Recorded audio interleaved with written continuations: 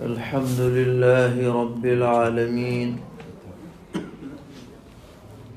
أشهد أن لا إله إلا الله وحده لا شريك له، وأشهد أن سيدنا ومولانا محمدا عبده ورسوله،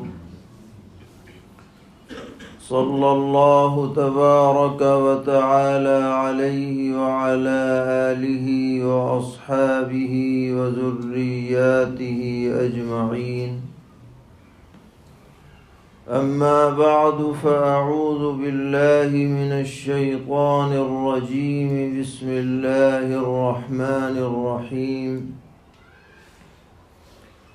اليوم أكملت لكم دينكم وأتممت عليكم نعمتي ورضيت لكم الإسلام دينا.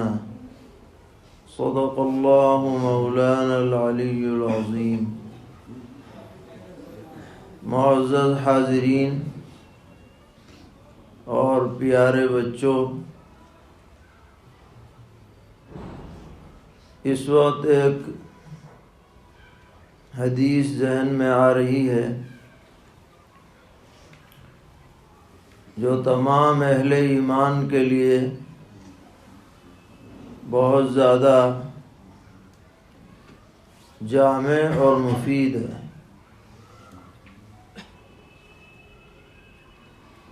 بخاری شریف میں اور دیگر احادیث کی کتابوں میں یہ روایت مروی ہے کہ نبی اکرم علیہ الصلاۃ والسلام کی مجلس لگی ہوئی تھی اور صحابہ کرام رضی اللہ عنہم تشریف فرما تھے. اچانک ایک اجنبی آدمی مجلس میں حاضر ہوئے اور عجیب بات یہ تھی کہ ان کے کپڑے بالکل سفید تھے اور بالوں میں بھی کوئی گرد و غبار کا اثر نہیں تھا، لیکن مجلس میں موجود کوئی آدمی انہیں جانتا نہیں تھا. اب اگر یہ آدمی مدینہ کے رہنے والے ہیں تو مجلس کے لوگوں کو جاننا چاہیے تھا کہ بھئی فلاں محلے کے فلاں آدمی ہیں، کوئی بڑی آبادی تو تھی نہیں. اور اگر یہ اجنبی مسافر ہیں، کہیں باہر سے آ رہے ہیں، تو آج کل کی طرح کوئی ایئر کنڈیشن بسیں اور کاریں اور جہاز نہیں تھے، پیدل سفر ہوتے تھے، تو کپڑے میلے ہونے چاہیے، بالوں میں گرد و غبار ہونا چاہیے. ایسا بھی کچھ نہیں. تو بڑی عجیب صورتحال تھی، لوگ پہچان نہیں پا رہے تھے. اور عجیب بات یہ ہوئی کہ وہ مجلس میں سیدھے چلتے چلے آئے اور نبی اکرم علیہ الصلاۃ والسلام کے بالکل برابر میں بیٹھ گئے، گھٹنے سے گھٹنا ملا کے.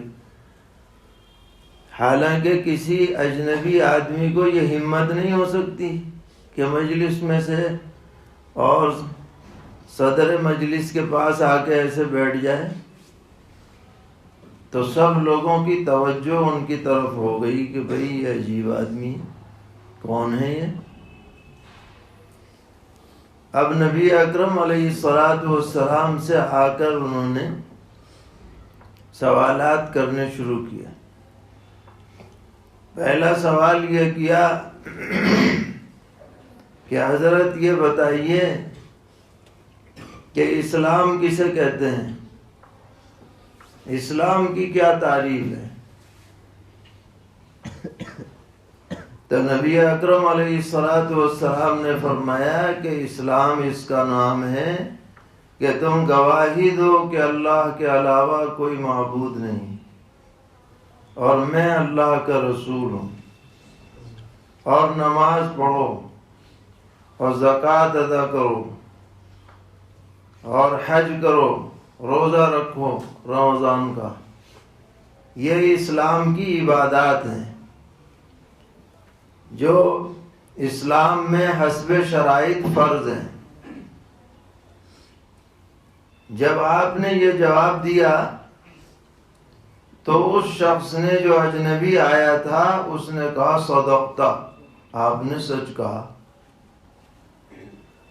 اب لوگوں کو اور تعجب ہوا کہ یسألوہ ویصدقوہ، عجیب بات ہے کہ سوال بھی کر رہا ہے تصدیق بھی کر رہا ہے۔ تصدیق تو وہ کرے جسے پہلے سے پتہ نہ ہو، جسے پہلے سے پتہ ہو وہ سوال کرے، اور یہاں پر تصدیق کی جا رہی ہے، اس کا مطلب انہیں پہلے سے پتہ تھا۔ اس کے بعد پھر پوچھا کہ حضرت یہ بتائیے کہ ایمان کسے کہتے ہیں، اخبرنی عن الایمان۔ تو نبی اکرم علیہ السلام نے فرمایا کہ ایمان اس بات کا نام ہے کہ تم اللہ پر ایمان لاؤ۔ اللہ ایک ہے، اللہ سب سے بڑا ہے، اللہ کی صفات عظیم ہیں، اللہ جیسا کوئی نہیں، اللہ کے برابر کوئی نہیں، اللہ عالم الغیب ہے، ہر بات کو جاننے والا ہے، اس پر ایمان لاؤ۔ اللہ کے فرشتوں پر ایمان لاؤ، کتابوں پر ایمان لاؤ، رسولوں پر ایمان لاؤ، آخرت کے دن پر ایمان لاؤ، تقدیر پر ایمان لاؤ، یہ ہے ایمان، یقین کرو۔ تو وہ صاحب کہنے لگے ہاں ہاں بالکل ٹھیک، صدقتا۔ اب اور تعجب ہوا لوگ کہ جب اسے پتا تھا تو یہ پوچھ کیوں رہا ہے۔ پھر اس نے تیسرا سوال کیا کہ اخبرنی عن الاحسان، احسان کے بارے میں بتائیے۔ احسان عربی زبان کا لفظ ہے، اس کے معنی آتے ہیں خوبصورت بنانا، اچھا کرنا، بہترین کرنا۔ تو آپ نے جواب دیا کہ احسان کا مطلب یہ ہے کہ تم عبادت اس طرح کرو جیسے اللہ کو تم دیکھ رہے ہو، اور اگر یہ نہ ہو سکے تو اللہ تو تمہیں دیکھ ہی رہا ہے۔ اگر ہم نماز اس طرح پڑھیں کہ ہم اللہ کے سامنے حاضر ہیں اور ہم اللہ کو دیکھ رہے ہیں تو بتائیے کتنی اچھی نماز ہوگی، خوبصورت نماز ہوگی۔ اور یہ تصور نہ ہو تو اللہ تو ہمیں دیکھ ہی رہا ہے۔ ابھی شاہد بھائی بتا رہے تھے کہ ہمارے اسکول کے پاس سے جو بھی گاڑیاں گزرتی ہیں دن بھر کی، ان سب کے نمبر ہمارے کیمرے میں قید ہو جاتے ہیں۔ حالانکہ یہ کیمرہ ہم نے بنایا ہے، یعنی انسانوں نے بنایا۔ تو جو انسان کا بنانے والا ہے اس کے علم کا کیا حال ہوگا؟ وہ تو ہماری ہر چیز سے باخبر ہے، اور ہم تو ظاہر سے باخبر ہیں، اللہ تو ہمارے دلوں سے بھی باخبر ہے، پہلی بات سے بھی باخبر ہے، بعد کی بات سے بھی باخبر ہے۔ اس تصور سے جب عبادت کی جائے گی تو بڑی شاندار عبادت بنے گی، بہترین بنے گی۔ نماز جو ہے وہ اللہ سے قرب کا بہترین ذریعہ بن جائے گی۔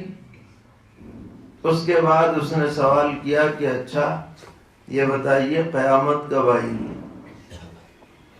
تو حضور نے فرمایا کہ دیکھو بھائی، قیامت تو جتنا سائل کو نہیں پتا ویسے ہی مجھے بھی نہیں پتا، اس کا علم تو بھائی اللہ کو ہے۔ ہم کچھ نہیں کہہ سکتے فلاں سال آئے گی، فلاں تاریخ کو آئے گی، ہماری طرف سے کچھ نہیں ہو سکتی یہ بات۔ مل مسئول عنہا بعلم من السائل۔ تو اس نے کہا کہ اچھا آپ علامت بتلا دیجئے قیامت کی، اخبرنی عن اماراتها، علامت بتائیے۔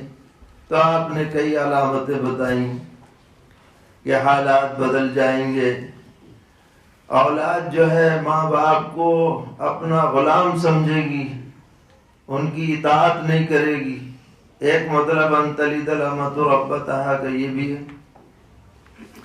اور میاں جو لوگ پہلے زمانے میں بکریاں چرایا کرتے تھے، غریب غربا تھے، فقیر تھے، نچلے لوگ تھے، وہ بڑی بڑی بلڈنگیں بنانے لگ جائیں گے، ان کے احوال بدل جائیں گے، فلاں ہوگا فلاں ہوگا۔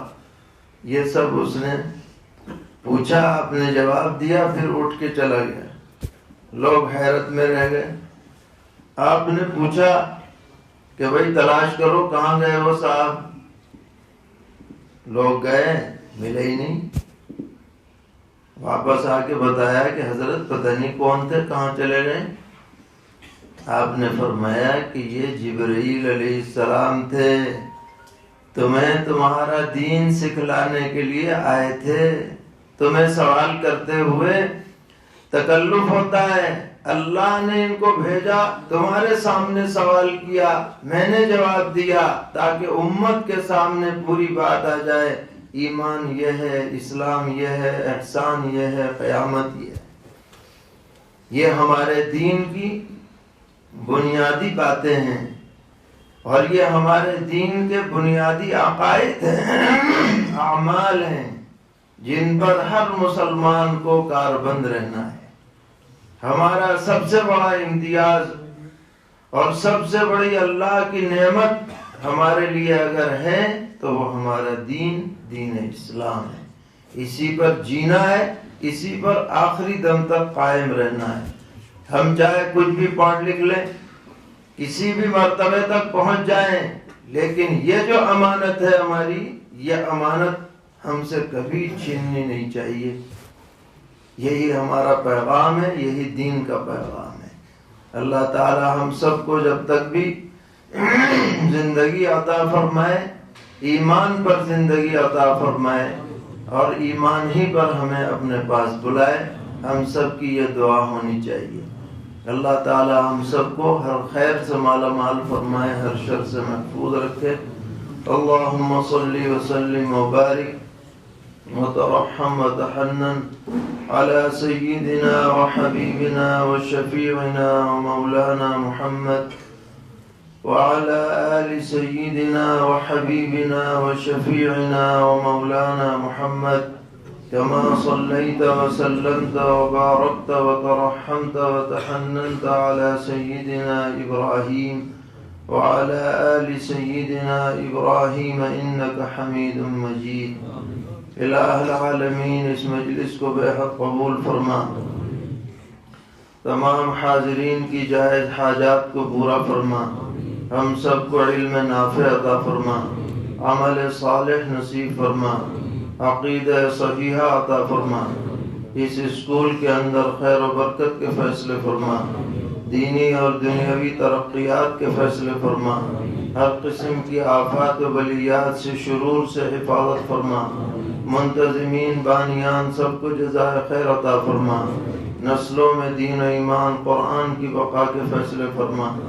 الہ العالمین آپ نے اپنے نیک بندوں کے لیے جو بھی خیر مقدر کر رکھی ہے، ان سب سے ہمیں بھی مالا مال فرما، اور جن شرور سے آپ نے اپنے نیک بندوں کی حفاظت کا فیصلہ کر رکھا ہے، ان سب سے ہماری بھی حفاظت فرما، ظاہر و باطن میں یکسانیت عطا فرما، قول و فعل میں موافقت نصیب فرما، ہمارے مرحومین کی مغفرت فرما، بیماروں کو شفا عطا فرما، قرض داروں کے قرضوں کی ادائیگی کا غیب سے انتظام فرما، پریشان حالوں کی پریشانیوں کو دور فرما، مظلومین کو ظلم سے نجات عطا فرما، ظالموں کو نمونہ عبرت بنا، ان کی تمام تدبیروں کو ناکام فرما، ان کے تمام ہتھیاروں کو انہی پر استعمال فرما، ان کے شرور سے امت کی حفاظت فرما، تمام عالم میں امن و امان قائم فرما، ہر قسم کی بد امنی سے حفاظت فرما۔ وصلی اللہ تعالی علی خیر خلقہ محمد وآلہ وصحبہ۔